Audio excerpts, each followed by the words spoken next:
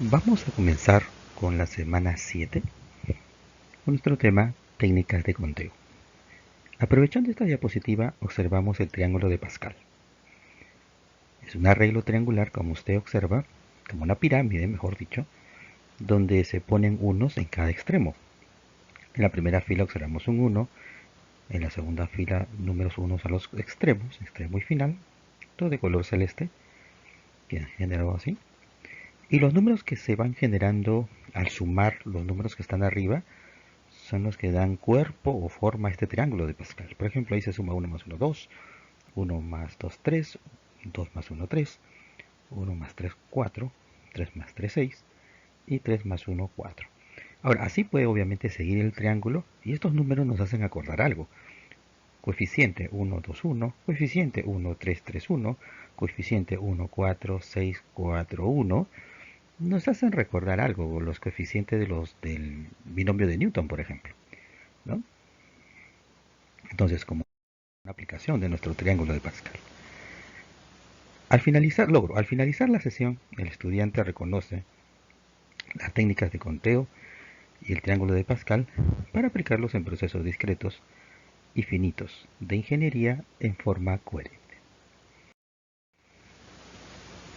Empezaremos por los principios fundamentales, por el principio de la multiplicación, por ejemplo. Este principio de la multiplicación nos dice que si tenemos un evento A que ocurre de m formas diferentes y para cada una de estas formas un segundo evento B, ojo, cuidado con esto, y para cada una de estas formas, o sea, para cada evento de A, ¿no? Se tiene un segundo elemento relacionado con un conjunto B que tienen formas diferentes de ocurrir.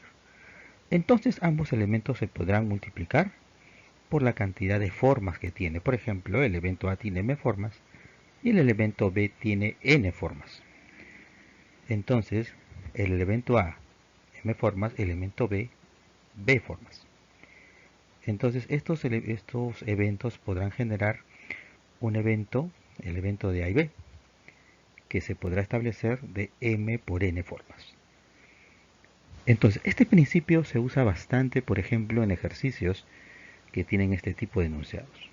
Si tengo 5 camisas y tengo 4 pantalones, ¿de cuántas maneras puedo vestirme con estas camisas y estos pantalones?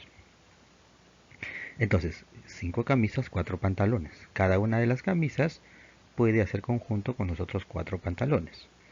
Tengo 5 camisas, 4 pantalones, entonces son elementos relacionados. Ah, ya, eventos relacionados. Entonces, la cantidad de formas con la que yo puedo elegir esta vestimenta de camisas y pantalones sería pues 5 por 4, es decir, 20 formas. Ejercicio bastante conocido de este tema. Principio de adición. Si tengo un evento A que puede realizarse de maneras diferentes, mientras que otro B de n formas diferentes, y ojo, no es posible realizar ambos eventos en forma simultánea, a diferencia del primer principio que sí, ¿no? Acá ambos eventos no es posible realizarlos en forma simultánea. Entonces, para llevar a cabo cualquier de estos eventos, se podrá realizar de m más n maneras distintas. De esta forma. Un ejemplo, si yo quiero viajar de Lima a Piura, puedo ir por, digamos, 5 líneas aéreas. Tengo la posibilidad de elegir cualquiera de estas 5 líneas. O tengo, por ejemplo, 12 líneas terrestres. Entonces son elementos que no es posible realizarlos, ¿no? O me voy por el aire o me voy por tierra. Entonces, si me voy por aire, 5 opciones. Si me voy por tierra, 12 opciones. Entonces es un principio de adición, el cual, ¿de cuántas maneras puedo hacer esto? De ir de Lima a Piura. 5 más 12, 17 formas distintas. Entonces acá ya no se multiplica, sino se suma. Entonces tener mucho cuidado con no confundir estos principios. Ahora, vamos con la permutación. ¿Qué cosa es una permutación? La permutación, dice, es un arreglo o ordenación que se puede realizar con una parte o con todos los elementos de un conjunto. Si tengo, por ejemplo, 3 elementos A, B y C, y los quiero ordenar de a grupos de a dos. AB, BA, junto AC, junto CA, junto BC y junto CB. Tengo 6 formas, 6 permutaciones distintas. Acá observamos algo muy interesante que no podemos dejar pasar de decir. Mira, acá el orden sí importa. Sí importa el orden. Sí importa el orden. Eso sí hay que precisarlo. Es decir, AB es distinto que yo ponga BA. Tener en cuenta esta indicación, por ejemplo, para enunciados que dicen, ¿no? Deseo elegir un comité de un presidente y un secretario, ¿no? Entonces Juan como presidente y Alicia como secretaria. Entonces ocupan esos cargos. Pero si yo digo, ya no, mejor Alicia presidenta y la otra persona secretaria, entonces ya son distintas, depende de cómo yo los ubique. Son distintos, ¿no? Entonces, un clásico ejemplo de una permutación. Acá el orden, chicos, sí importa. Bueno, esta permutación se clasifica en la permutación lineal o variación también llamada, ¿no? En algunos textos se sigue manteniendo lo que es el término de variación, ¿no? Cuando los elementos son distintos y se ordenan en una línea de referencia, el número de permutaciones de n elementos diferentes tomado de R en R está dada por una permutación de n en R es igual a una división del factorial de n sobre n menos r factorial. ¿Correcto? Entonces ahí tenemos nuestra permutación lineal o variación. También en algunos textos expresada así, ¿no? Como variación de n en r. ¿Correcto? Muy bien. Entonces ya sabemos, ejemplo, ¿no? Yo quiero de 20 personas elegir un grupo de 3 personas para que ocupen unos determinados cargos. Presidente, secretaria, vocero. ¿No? Permutación. Sería de 20 en 3. Muy bien. Recordemos pues que n y r pertenecen a los números naturales y r debe ser menor o igual que n. Ahora, pero si r es menor o igual que n, si r es igual a n, tendría este corolario, que dice, el número de permutaciones que se pueden obtener con n elementos diferentes está dado por permutación de n. O sea, como los dos ya van a ser iguales, yo puedo ponerle permutación de n nada más. Y eso es igual al factorial de n. Por ejemplo, tengo 15 estudiantes y deseo que formen una fila. ¿De cuántas maneras distintas puedo establecer esa fila? El enunciado es claro. Los 15 participantes van a estar siempre presentes en las permutaciones o arreglos que yo haga. Entonces sería una permutación de 15, ¿no? Sería el factorial de 15. Un montón de opciones, ¿no? Juancito primero, pero después Juancito puedo ponerlo segundo, puedo ponerlo tercero, puedo ponerlo último. Y así, con cada uno va moviéndose. Cuando se genera un cambio ya es otro arreglo, ¿no? Clásico ejemplo de permutación. La clásica permutación circular, ¿no? Se tiene, ¿no? Los ejercicios, una fogata, ¿no? Una mesa circular, etc. Dice, cuando los elementos son distintos y se ordenan alrededor de un objeto o punto de referencia, el teorema 2 nos dice, el número de permutaciones circulares de n elementos distintos se obtienen mediante esta fórmula. Permutación circular de n es igual a n menos 1 factorial. Más o menos la idea es esta, ¿no? Se tiene, por ejemplo, acá un ejemplo. ¿De cuántas formas diferentes pueden sentarse 5 niños? 5 niños, ¿no? 1, 2, 3, 4 y 5. Alrededor de una mesa circular. Como es una mesa circular, no sabemos en realidad quién es el inicio y quién es el fin, ¿no? Porque podría ser cualquiera de ellos el inicio y el fin. Entonces lo que hacemos para evitar ese detalle es, ¿no? Yo le digo estancar uno de los elementos. ¿Correcto? Cualquiera de ellos, cualquiera de ellos. Ya, profe, entonces la permutación circular de 5 elementos sería. Profe, entonces si es así, este es como si lo manteniera yo fijo. Y alrededor de él son los que voy a permutar. ¿correcto? Es como uno de ellos cualquiera lo mantengo fijo y los que permuto o cambio de posición son los otros, alrededor de ese elemento fijo, ¿correcto? Por eso es que acá, por ejemplo, sería el factorial de 4, ¿correcto? Porque permutan los otros 4 elementos. De ahí que le tengo que restar 1. ¿Por qué le resto 1? Porque es el elemento fijo que yo estoy estancando ahí. Por eso es que siempre es menos 1. Entonces esto sería pues 1 por 2 por 3 por 4, ¿no? 2 por 3, 6, 6 por 4, 24. De 24 maneras se pueden sentar 5 personas, 5 niños alrededor de una mesa. Muy bien, listo, sigamos. Permutación con elementos de repetición. Dice, cuando no todos los elementos son distintos entre sí, es decir, hay elementos que se repiten a los cuales se les considera que conforman una clase.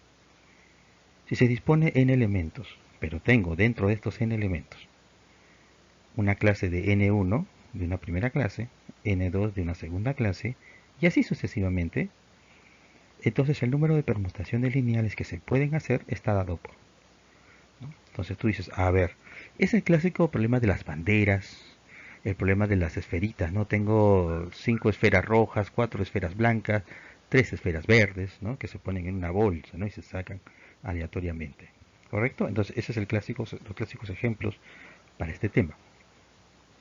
O también las letras que se repiten dentro de una palabra, ¿no? También entran acá en este tema. Entonces, yo tengo que ver, por ejemplo, cuántas esferitas de un determinado color hay. 3 bolitas blancas, allá n vale 3. 5 bolitas negras, allá n vale 5. Y así. Donde obviamente la suma de todos estos n es igual a ln, no debe ser menor o igual. Entonces, perdón,